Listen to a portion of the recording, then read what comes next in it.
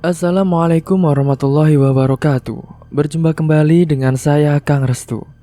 Apa kabar semuanya? Semoga kalian sehat, baik, dan tentunya dimudahkan segala urusannya oleh Tuhan Yang Maha Esa. Amin. Seperti biasa, Kang Restu akan menceritakan sebuah kisah yang berjudul Rasuan Ketek, Pesugihan Alas Gunung Mati. Sebelum masuk ke ceritanya, bagi kalian yang belum subscribe, klik tombol subscribe-nya dan klik lonceng notifikasinya, serta like video ini agar kalian tidak ketinggalan cerita terbaru dari channel ini. Oke, langsung saja tanpa berlama-lama lagi. Ini dia ceritanya. Pak, uang buat check up Arhan bulan ini sudah ada belum? Tanya Bu Okta. Belum ada, Bu. Ini dagangan bapak sama sekali belum ada yang beli satupun, ucap Pak Mario. Tapi Pak, gimana buat bayar check up Arhan nanti? Kamu tenang saja dulu. Nanti aku akan cari hutangan ke teman. Barangkali ada yang mau minjemin. Kala itu, malam hari waktu Pak Mario dan Bu Okta sedang dudukan di dalam rumah. Memang mereka sedang membahas soal biaya check up buat Arhan. Pasalnya, Arhan ini adalah salah satunya anak mereka, dan dia menderita penyakit saraf yang membuatnya tak bisa bicara dan berjalan. Sudah sejak lama berobat ke sana ke sini, namun tak kunjung sembuh juga. Dan setelah beberapa kali, akhirnya mereka menemukan satu tempat yang lumayan, membuat Arhan ini ada perubahan dikit demi sedikit. Ya, meskipun mereka sudah habis uang begitu banyak, dari jual warisan tanah sampai hutang kepada orang-orang. Dan Pak Mario ini sudah terlalu banyak memiliki hutang, dan tidak sebanding dengan dirinya yang hanya berjualan tahu di pasar. Itu pun dia ambil dari depotnya, bukan dia sendiri yang buat.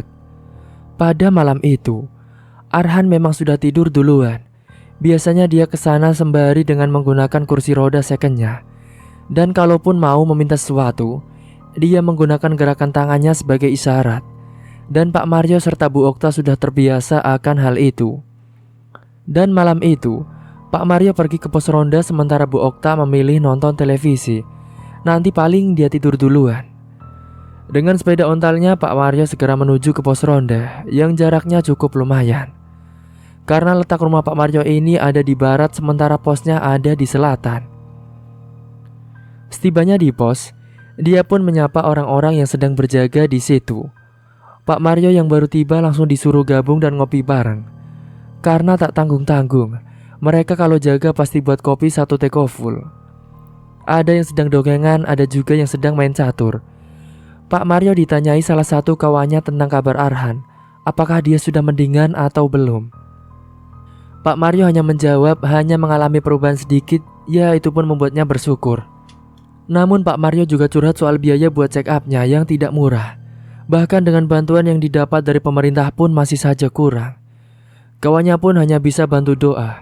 Semoga Arhan ini segera diberikan kesembuhan dan Pak Mario juga mengamininya. Dan singkatnya, malam sudah mulai larut. Pak Mario pun mutusin pulang karena besok harus ke pengepul tahu dan jualan.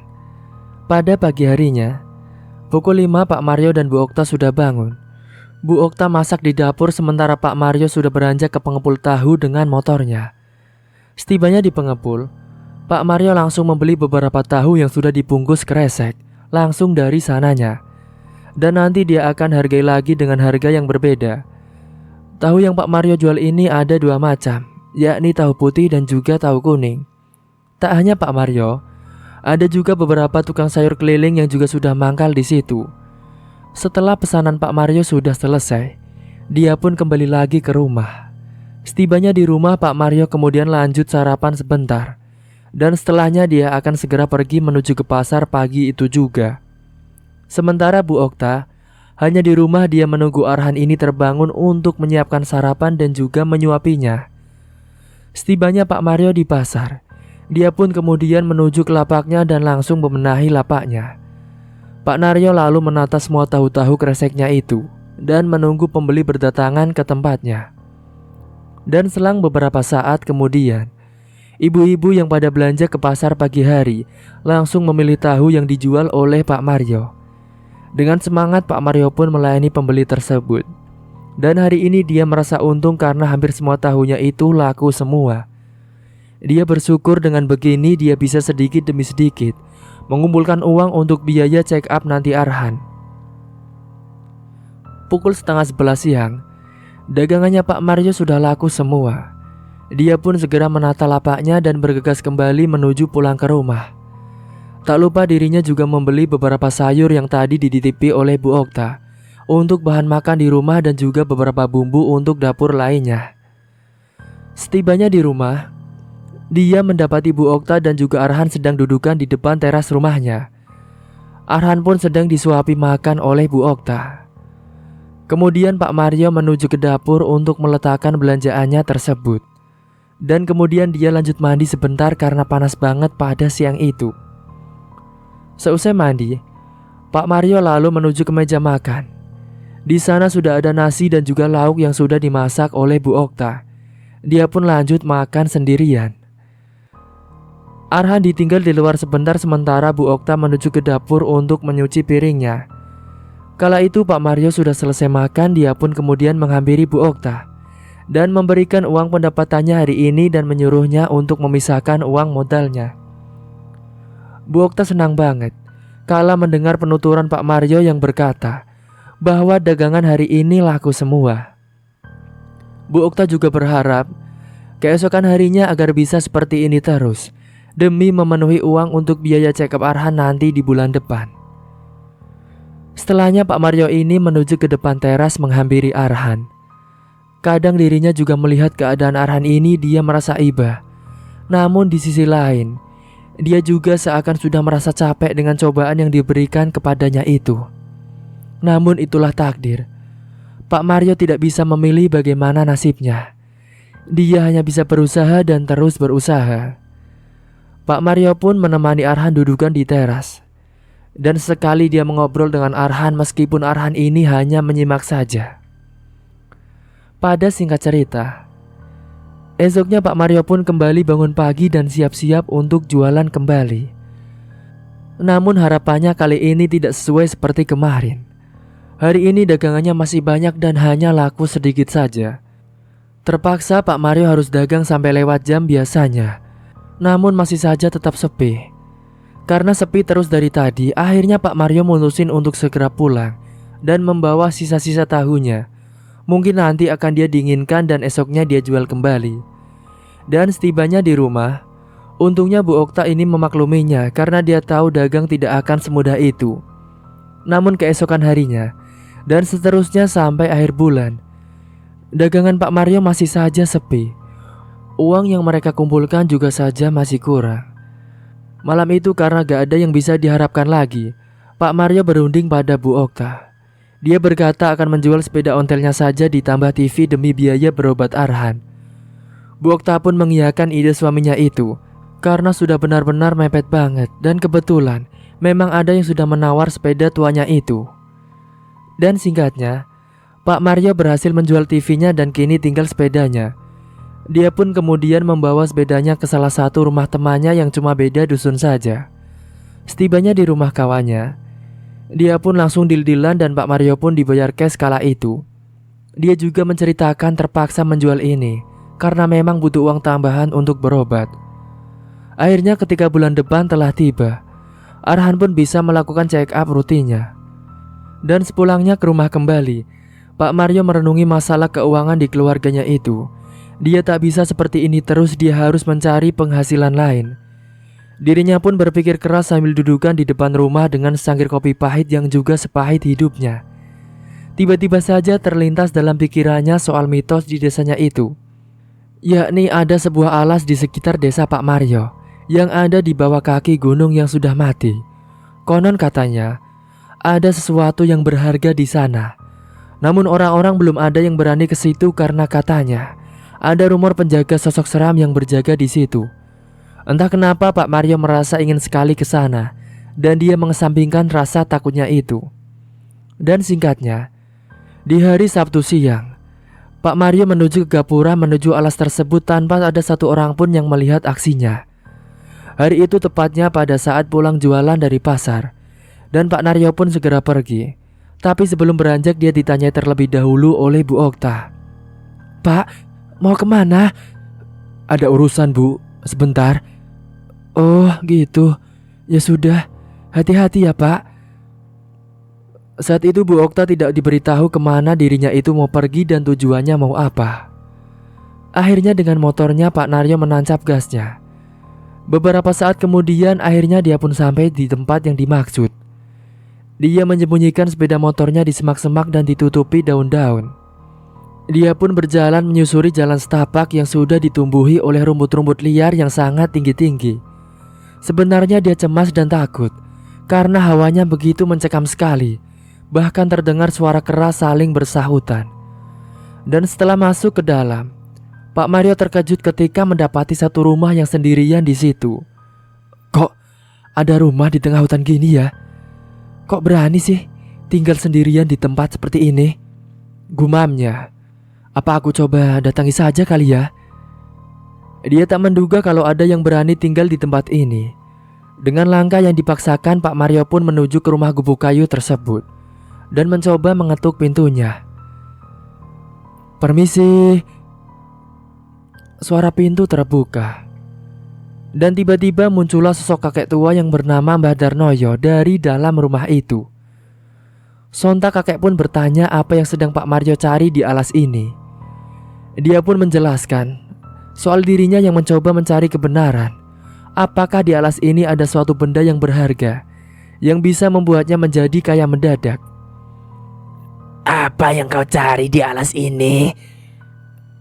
"Ini Mbah, saya datang ke sini mau mencari kebenaran. Apa benar di alas ini ada suatu benda berharga yang bisa membuat kaya mendadak?" Mendengar itu Mbah Darnoyo lalu berucap, "Aku tahu sesuatu. Sepertinya bisa membantu permasalahanmu. Mari ikuti aku ke dalam." "Baik Mbah." Akhirnya mereka pun masuk ke dalam rumah gubuknya Mbah Darnoyo. Setelahnya Mbah Darnoyo menanyakan kembali pada Pak Mario, apakah dia sudah yakin mau melakukan apapun yang akan dituturkan oleh Mbah Darnoyo. "Apa kamu sudah yakin mau melakukan apa yang akan saya tuturkan nanti?" "Maaf, maksudnya bagaimana ya Mbah?" Pak Mario pun meminta kejelasannya. Mbah Darnoyo bercerita singkat. Ada sebuah pesugihan yang bisa Pak Mario jalani. Namun dia harus mengorbankan salah satu keluarganya agar dijadikan tumbal. Pesugihan yang dimaksud adalah pesugihan Ingon Rasuan Ketek Gunung Mati, di mana nanti Pak Mario akan memelihara kera gaib dari alas itu. Dan sosok itu nantinya akan merasuk ke raga Pak Mario untuk mencari tumbal sendiri, yakni ternak-ternak warga dan memakannya mentah-mentah. "Ada sebuah pesugihan. Namanya pesugihan Ingon Rasuan Ketek Gunung Mati. Tapi kamu harus rela mengorbankan salah satu keluargamu untuk dijadikan tumbal pesugihan yang akan kamu jalani." Pesugihan Ingon Rasuan Ketek Gunung Mati? Itu apa ya Mbah? Gimana maksudnya? "Kamu nanti akan memelihara kera gaib dari alas ini. Dan sosok itu nanti akan merasuk ke dalam ragamu untuk mencari tumbal sendiri, yaitu ternak-ternak warga, dan memakannya dengan mentah-mentah." Akhirnya saat itu Pak Mario pun terdiam. Dia memikirkannya apakah dia yakin akan melakukan pesugihan itu atau tidak. Usai berpikir agak lama, dia yang sudah capek dengan Arhan akhirnya memutuskan untuk menumbalkan Arhan demi kekayaan yang akan diraihnya. "Baik Mbah, saya setuju." "Lalu siapa yang akan kamu tumbalkan?" "Anakku Mbah, anakku." "Apakah kamu yakin dengan segala resikonya apapun nanti?" "Iya Mbah, saya yakin." Usai Pak Mario setuju, Mbah Darnoyo akan mengajak Pak Mario ke sebuah tempat keramat di alas kaki gunung itu untuk melakukan perjanjian. "Kalau begitu, mari ikut aku." "Baik Mbah." Bahkan Mbah Darnoyo ini tak meminta mahar sedikit pun. Setelahnya Pak Mario pun ikut Mbah Darnoyo menuju ke tanah lapang di dekat dua pohon gede berjejer di situ. Mereka pun saat itu berjalan melewati jalan setapak dan berjalan jauh lebih dalam ke tengah alas. Beberapa saat kemudian, akhirnya Pak Mario dan Mbah Darnoyo pun sampai juga. Mereka berdua duduk bersila. Mbah Darnoyo membaca mantra, Pak Mario pun disuruh memejamkan mata. Mari duduk di sini. Ikuti apa yang aku ucapkan. Sekarang, pejamkan matamu.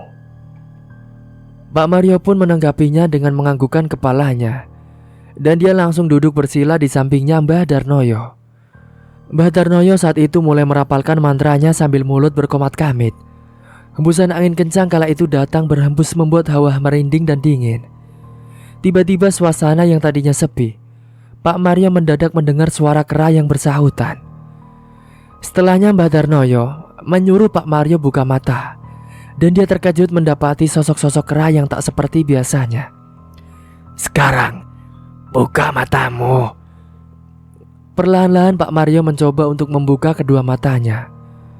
Kera itu bertubuh besar mengerikan, dengan sorot mata yang mengintimidasi dengan bulu yang begitu lebatnya. Sontak Pak Mario yang melihat sosok itu langsung gemeteran dan bergidik ngeri. Tidak usah takut. Itulah sosok yang akan aku kirimkan ke dalam ragamu. Apa kamu siap? Siap, Mbah. Kalau begitu, kamu siap-siap ya. Mbah Darnoyo pun terlihat seperti berkomunikasi dengan sosok itu. Dan setelahnya, Mbah Darnoyo memanggil satu. Kemudian dia memasukkan ke dalam raga Pak Mario yang sudah disuruh bersiap-siap. Ketika sosok itu masuk ke dalam tubuh, Pak Mario seperti terlonjak ke belakang. Dan kemudian Pak Mario disuruh menyebutkan nama anaknya dan membayangkan wajahnya. Dan sosok itu otomatis akan mengincar Arhan sebagai tumbal bayarannya. Sekarang, sebutkan nama dan bayangkan wajah anakmu. Arhan, Mbah, namanya. Saat itu Pak Mario pun langsung mengatakan anaknya sambil membayangkan wajahnya. Setelahnya mereka pun akan pulang ke rumah Mbah Darnoyo lagi. Ritualnya sudah selesai. Sekarang, mari kembali ke rumahku. Baik, Mbah. Karena sudah malam, Pak Mario dan Mbah Darnoyo pun berjalan menyelusuri alas itu dengan suasana gelap dan mengerikan. Apalagi suara hewan serangga dan kera saling bersahutan yang membuat suasana semakin mencekam. Sekembalinya ke rumah Mbah Darnoyo, usai paham dengan penuturan Mbah Darnoyo, di mana Pak Mario harus mencari tumbal 2 minggu sekali. Ingat, nanti kamu harus mencari tumbalnya 2 minggu sekali, dengan memakan ternak-ternak warga yang ada di sekitarmu. Iya, baik, Mbah, saya paham. Usai paham, Pak Mario pun langsung pamit untuk kembali ke rumah. Kalau begitu, saya pamit pulang dulu, Mbah. Terima kasih banyak ya, Mbah.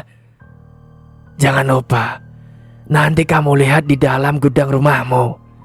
Iya, baik, Mbah. Segera saat itu juga Pak Mario pulang dengan motornya menuju rumah. Sementara di sisi lain malam itu, Arhan dan Bu Okta yang ada di rumah sudah tertidur pulas. Arhan yang sudah tidur dia bermimpi buruk. Kala itu dia berada di sebuah alas yang sangat gelap sekali. Dia pun kebingungan dan takut. Namun dia tidak bisa teriak karena tidak bisa bicara.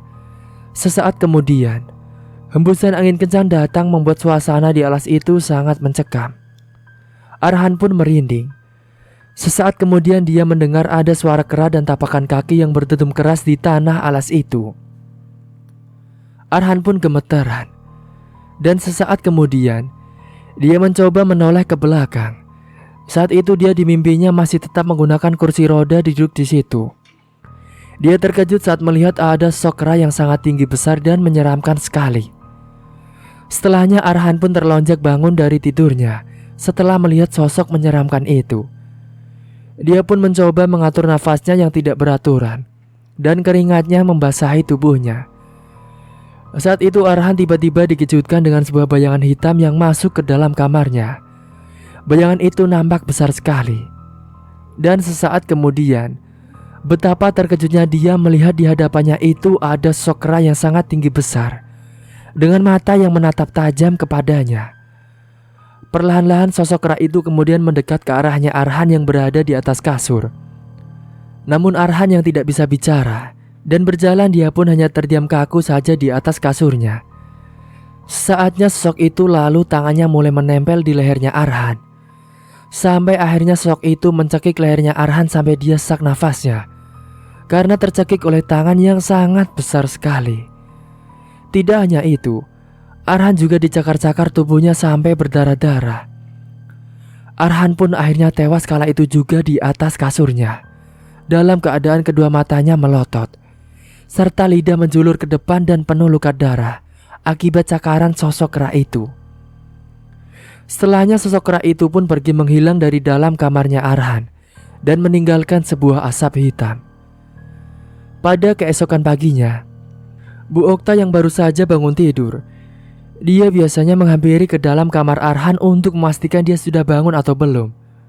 Dan saat Bu Okta masuk ke dalam kamarnya Arhan, betapa terkejutnya dia ketika melihat anak semata wayangnya yang sudah tewas dengan mengenaskan.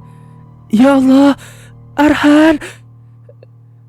Air matanya Bu Okta pun langsung mengalir deras, bahkan nangis histeris karena tak menyangka melihat Arhan yang sudah seperti itu keadaannya yang sangat mengenaskan sekali. Bu Okta langsung panik dan teriak kencang, nangis kejer hingga membuat para tetangganya itu mendengar tangisannya itu. Dan mereka yang pada penasaran langsung menghampiri ke rumahnya Bu Okta kala itu. Bu Okta, ada apa Bu?" teriaknya dari luar. Setelahnya Bu Okta pun akhirnya mencoba keluar rumah dengan keadaan lemas dan masih sangat bersedih. "Anak saya, bapak-bapak, ibu-ibu sudah meninggal. Innalillahi wa inna ilaihi rajiun. Pak Mario kemana Bu?" "Saya juga gak tahu. Dari kemarin belum pulang. Katanya ada urusan di rumah temannya mungkin." Akhirnya pagi itu juga, para warga tetangganya membantu untuk menyiapkan semuanya dan menyiarkan berita kematian Arhan itu. Dan sekembalinya ke rumah sudah ramai orang di sana. Benar saja Arhan baru saja meninggal dunia. Dan akhirnya hari itu pun Arhan dimakamkan. Pak Mario kala itu pura-pura sedih menangisi kepergian anak semata wayangnya. Padahal itu semua karena ulahnya sendiri. Saat di pemakaman, hendak menguburkan jenazahnya Arhan, Pak Mario dari kejauhan di pojok kuburan dia melihat ada sosok kera yang tinggi besar itu menatap prosesi pemakamannya. Kala itu Pak Mario mencoba untuk biasa saja dan tidak melihat ke arah sosok itu. Dan setelah pemakaman usai, Pak Mario dibuat terkejut ketika mendapat uang yang melimpah di gudang rumah miliknya. Dan dia yakin itu semua dari sosok yang telah melakukan perjanjian dengannya. "Benar-benar aku jadi kaya raya," gumamnya sambil memegangi uang yang tidak tahu berapa jumlahnya. "Kalau gini, aku bisa beli kios." Hari itu yang sebenarnya Pak Mario masih berkabung, tapi dia malah senang. Sementara Bu Okta masih terus menangis. Tapi Pak Mario mencoba untuk menenangkan Bu Okta yang terus menangis itu. "Sudahlah Bu, gak usah nangis terus. Bapak ini emangnya agak sedih apa Arhan ninggalin kita Pak?" "Ya Bapak juga sedih Bu, tapi mau gimana lagi. Semua sudah ditakdir Bu. Sudah, ikhlaskan saja. Lagian ibu mau Arhan di sana gak tenang karena ibu nangis terus." Setelahnya Pak Mario beranjak pergi masuk ke dalam kamarnya hendak tidur karena dia sudah capek dan ngantuk. "Pak, mau kemana?" "Mau tidur Bu, capek." Bu Okta pun geleng-geleng kepala melihat sikap suaminya yang tidak melihat keadaan. Dan singkat cerita, pada suatu malam, Pak Mario pun harus mencari tumbal. Dia diam-diam melakukan sebuah ritual dan dia pun kerasukan sosok ketek alas itu. Kala itu di dalam gudang rumahnya yang sudah dia jadikan sebagai tempat ritualnya.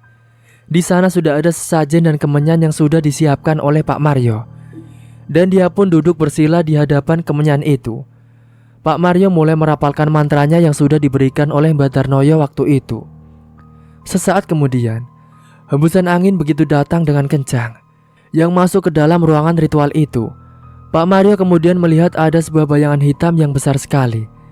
Dan perlahan bayangan itu menghampiri tubuh Pak Mario dan masuk ke dalam raganya. Sontak Pak Mario langsung terlonjak saat dirasuki sosok ingonnya itu. Dengan baju hitam dan kupluk yang menutupi wajahnya, Pak Mario langsung kerasukan, kemudian dia pun berjalan menuju ke ternak-ternak warga desa.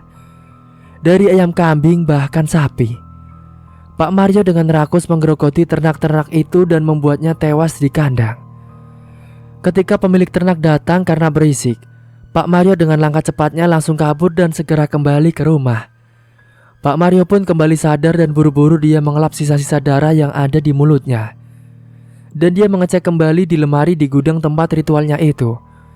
Dia mendapati uang yang begitu banyak telah ada di situ. Pak Mario pun semakin tambah hartanya usai dirinya menjalani pesugihan rasuan ketek itu. Akhirnya, aku kaya raya. Gak sia-sia aku jalani semua ritualnya, gumamnya setelah selesai melakukan ritualnya pada malam itu. Karena Pak Mario belum mengantuk, dia memilih untuk dudukan di depan teras rumah malam itu sambil ngopi buatannya sendiri. Kala itu kebetulan ada bapak-bapak yang habis kumpul di pos ronda yang berjalan kaki melewati di depan rumahnya Pak Mario. Dan mereka pun langsung menyapa Pak Mario yang sedang dudukan sendiri tengah malam. "Bapak-bapak, habis beronda ya?" tanya Pak Mario. Iya Pak Mario. Kenapa tadi gak ikut? "Enggak Pak, lain kali saja." Kenapa belum tidur Pak? Malah sendirian di teras. "Belum ngantuk Pak, pengen cari angin." Gimana mau ngantuk Pak? Orang Bapak minumnya juga kopi. Iya juga sih Pak. Saat itu juga kedua bapak itu sedang ngobrol di jalan depan rumahnya Pak Mario. Tiba-tiba saja mereka dikejutkan dengan sebuah asap yang muncul dari atas rumahnya Pak Mario. Dan kemudian asap itu berubah wujudnya menjadi sosok kera besar yang menyeramkan sekali. Kedua matanya tiba-tiba merah menyala. Mereka berdua yang melihat itu langsung terdiam dan ketakutan. Hingga akhirnya tanpa pamitan mereka pun langsung kabur lari dari rumahnya Pak Mario. "Pak, kenapa kok diam?" tanya Pak Mario. "Loh, mereka kenapa? Aneh banget, ditanya malah kabur," gumam Pak Mario. Namun setelahnya Pak Mario tidak terlalu memperdulikan. Karena malam itu Pak Mario sedang bahagia dan dia juga sedang memikirkan mau menggunakan uang itu buat apa. "Nanti, aku mau gunakan buat apa ya uangnya?" Akan tetapi saat Pak Mario sedang berpikir, tiba-tiba saja dia mendengar ada suara kera yang terdengar jelas sekali. Bahkan hembusan angin kencang saat itu membuat suasana mencekam. Akhirnya Pak Mario pun memilih masuk ke dalam rumahnya karena merinding juga. Tapi sebelum ke kamar, dia pun kebelet buang air kecil terlebih dahulu. Akhirnya Pak Mario pun ke kamar mandi. Saat dia sedang berada di dalam kamar mandi, tiba-tiba saja Pak Mario mendengar ada suara seperti orang yang sedang memaku dinding. Suaranya itu terdengar beberapa kali, yang membuat dirinya itu penasaran. Akhirnya Pak Mario pun setelah buang air kecil mencari suara itu. Namun setelah dia cari kesana kemari dan sekeliling rumahnya ternyata tidak ada apa-apa. Akhirnya dia pun merinding dan takut sehingga memilih langsung ke kamar. Mulai sejak itu, Pak Mario bisa membeli semua keinginannya. Renov rumah, beli motor, mobil, dan kini dia bahkan punya beberapa kios baju di pasar. Namun ketika Pak Mario dan Bu Okta mencoba untuk buat anak lagi, mereka selalu gagal karena Bu Okta tak kunjung hamil juga. Akan tetapi semenjak Pak Mario menjadi kaya raya, di rumahnya itu banyak sekali gangguan dan teror. Tidak hanya itu saja, di desanya juga mendapatkan gangguan dan teror-teror yang membuat warga resah. Suatu hari ada salah satu tetangganya yang mampir ke rumahnya Pak Mario, yaitu temannya Bu Okta kala itu main. Dia disuguhkan beberapa hidangan makanan dan minuman. Namun saat itu, Bu Sinta yang kala itu bertamu ke rumahnya. Dia pun merasakan hawa panas sekali entah kenapa. Saat mereka sedang ngobrol-ngobrol, tiba-tiba saja Bu Sinta mendengar ada suara kera. "Kok ada suara kera ya Bu?" "Suara kera? Enggak Bu, saya gak dengar," jawab Bu Okta. "Tapi saya dengar loh Bu." "Ah, mungkin perasaan ibu aja kali." "Iya juga ya Bu." "Sudah Bu, silakan diminum dan dimakan juga." "Makasih ya Bu, maafkan jadi merepotkan." "Tidak apa-apa Bu, tidak merepotkan sama sekali." jawab Bu Okta. Kala itu mereka pun ngobrol asik berbagi hal hingga akhirnya Bu Sinta tiba-tiba kebelet buang air kecil banget. Akhirnya dia pun izin mau buang air kecil ke toiletnya. Bu Okta, maaf, saya boleh izin mau buang air kecil? Oh iya Bu, silahkan Ibu masuk saja ke belakang, di pojok sebelah kanan ya. Saat itu Bu Sinta pun berjalan menuju ke belakang. Namun saat dirinya melewati gudang yang ada di rumahnya Pak Marjo itu, tiba-tiba saja Bu Sinta mendengar ada suara kegaduhan seperti kera yang saling teriak bersahutan di dalamnya. Namun karena dia sudah sangat kebelet, akhirnya dia pun langsung lanjut ke kamar mandi dan tidak memperdulikan suara itu. Siang itu kebetulan Pak Marjo sedang berada di kiosnya mengecek pembukuan karena dia sekarang sudah memiliki banyak karyawan. Jadi Pak Marjo bukan yang berjualan. Setelah dari kamar mandi, Bu Sinta yang hendak kembali ke depan ruang tamu. Tapi saat sedang berjalan tiba-tiba saja Bu Sinta mendengar ada suara tapakan kaki di belakang tubuhnya. Dan kala itu Bu Sinta juga mencium bau busuk yang sangat menyengat sekali. Suara kera itu semakin terdengar jelas di telinganya. Karena penasaran akhirnya pun Bu Sinta mencoba menoleh ke belakang. Dan betapa terkejutnya Bu Sinta saat menoleh ke belakang. Dia melihat ada sosok kera yang sangat tinggi besar. Kedua matanya menajam tajam, bulunya juga sangat lebat sekali. Sontak Bu Sinta pun terdiam kaku melotot matanya saat melihat sosok itu. Hingga akhirnya, karena tidak kuat melihat sosok itu, Bu Sinta pun ambruk pingsan. Sementara Bu Okta yang kala itu masih tetap di ruang tamu. Dia heran karena Bu Sinta tidak kembali-kembali juga sudah lama. Akhirnya Bu Okta yang penasaran mencoba menghampiri ke belakang rumahnya. Dan betapa terkejutnya dia saat melihat Bu Sinta yang sudah terkapar di lantai. Bu Sinta, Bu, bangun Bu. Kala itu Bu Okta panik karena dia tidak tahu mengangkatnya bagaimana. Namun untungnya saat itu Pak Marjo kebetulan baru saja pulang. Pak, bantu Bu Sinta Pak. Dia kenapa Bu? Tanya Pak Marjo. Ibu juga gak tahu Pak. Sudah, cepat diangkat saja Pak. Saat itu Bu Sinta pun langsung diangkat oleh Pak Marjo menuju ke ruang tamu. Segera Bu Okta mengolesi hidungnya Bu Sinta dengan minyak kayu putih supaya cepat sadar. Beberapa saat kemudian, akhirnya Bu Sinta pun sadar dan Bu Okta langsung memberikan air putih. Ini Bu, diminum dulu air putihnya, ucap Bu Okta. Bu Sinta yang baru sadar dia terlihat bingung. Dia pun linglung, dia tidak tahu apa yang sudah terjadi dengannya. Karena tiba-tiba dia tidak ingat dengan apapun. Akhirnya saat itu, Bu Sinta pun langsung pamitan pulang dari rumahnya Pak Marjo dan Bu Okta. Tadi kenapa Bu? Itu Bu Sinta kenapa? Ibu juga gak tahu Pak. Tadi itu dia ke kamar mandi mau buang air kecil. Tapi lama sekali. Terus saat ibu samperin, dia sudah pingsan Pak. Singkatnya, pada malam harinya, kala itu di salah satu rumah warga, yaitu di rumah Pak Imam yang memiliki ternak kambing di belakang rumahnya. Pada tengah malam, kambing-kambingnya itu mengembik keras karena kambing-kambing itu melihat ada sebuah asap yang kemudian berubah menjadi sosok kera yang sangat menyeramkan. Yang ternyata itu adalah Pak Marjo yang sudah kesurupan sosok siluman kera yang sedang mencari tumbal dan memakan ternak warga. Malam itu Pak Imam dan keluarganya sudah tertidur pulas, jadi tidak tahu apa yang sudah terjadi. Dengan segera Pak Marjo memakan mentah-mentah kambing-kambing itu hingga berceceran darah di kandangnya. Setelahnya, Pak Marjo pun beranjak pergi dari situ karena dia takut ketahuan. Beberapa saat kemudian Pak Imam tiba-tiba terbangun karena dia ingin buang air kecil. Akan tetapi setelah dia buang air kecil, Pak Imam tiba-tiba saja mencium bau air darah yang sangat menyeruak sekali. Dan bahkan dia heran karena tidak mendengar ada suara kambing-kambingnya itu mengembik. Akhirnya karena penasaran, Pak Imam pun berjalan menuju ke belakang ke kandang ternaknya. Hembusan angin kencang malam itu seakan tidak seperti biasanya karena sangat dingin hawanya dan berbeda. Betapa terkejutnya Pak Imam saat melihat ke kandang kambingnya, karena semua kambing ternaknya itu sudah mati mengenaskan dengan keadaan darah dan dagingnya yang berceceran di tanah.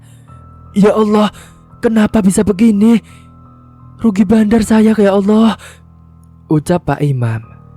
Pak Imam malam itu yang masih mengantuk jadi lemes ketika tak berdaya karena aset ternaknya itu ludes begitu saja. Dia pun malam itu tidak bisa tidur. Memikirkan itu sementara istrinya sudah tertidur pulas. Pada keesokan paginya, istri Pak Imam mencari keberadaannya ke belakang, dan dia heran melihat Pak Imam yang duduk termenung di sana. "Loh Pak, Bapak ngapain? Bapak semalam tidak tidur."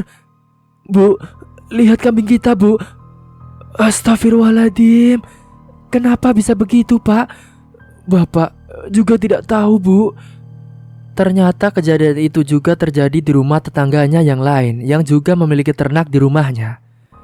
Hingga suatu malam, bapak-bapak berkumpul meronda di pos ronda, dan mereka saling adu nasib soal ternaknya yang mati misterius itu.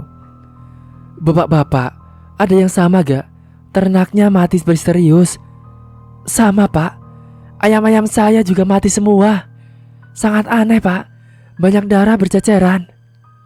"Kalau gitu, berarti sama dengan saya Pak. Kira-kira apa ya sebabnya?" "Kita harus cari tahu Pak. Kalau begini terus, nanti semua yang punya ternak bisa mengalami hal yang sama. Mumpung belum terjadi Pak." "Setuju Pak." Namun ternyata kenikmatan Pak Mario hanya berlangsung selama 1 tahun saja. Setelah warga yang sudah mulai geram dengan teror sok aneh yang menghabisi ternak-ternaknya. Suatu hari, malam itu di pos ronda salah seorang warga sengaja hendak menjebak sosok itu. Dia membeli kambing yang sudah disuntik penyakit dan virus mematikan jika dagingnya dikonsumsi. Warga itu sepakat dengan orang-orang lain dan meletakkan kambing itu di pelataran rumah. Dan jika mereka berhasil, pasti sosok yang menghabisi ternak mereka akan mati mengenaskan. "Bapak-bapak, saya ada ide," ucap Pak Imam. "Ide apa Pak?" "Gimana kalau kita letakkan kambing di pelataran rumah? Nanti kambingnya disuntik racun dan virus penyakit mematikan. Biar kita tahu siapa yang sudah menghabisi ternak kita. Nanti dia pasti akan mati dengan mengenaskan Pak." "Benar juga ya Pak.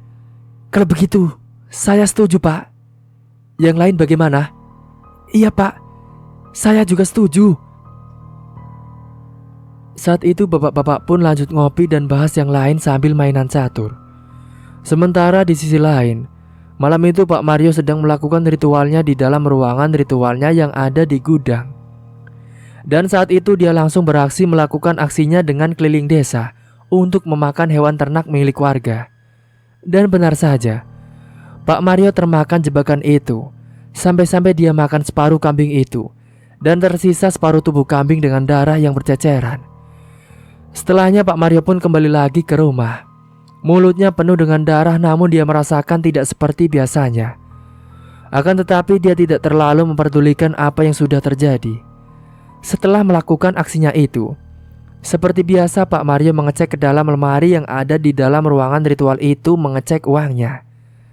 Akan tetapi saat dia membuka lemari itu, betapa terkejutnya dia, karena tidak seperti biasanya yang selalu ada uang menumpuk. Tapi kali ini kosong, tidak ada uangnya sama sekali. "Loh, kok gak ada uangnya?"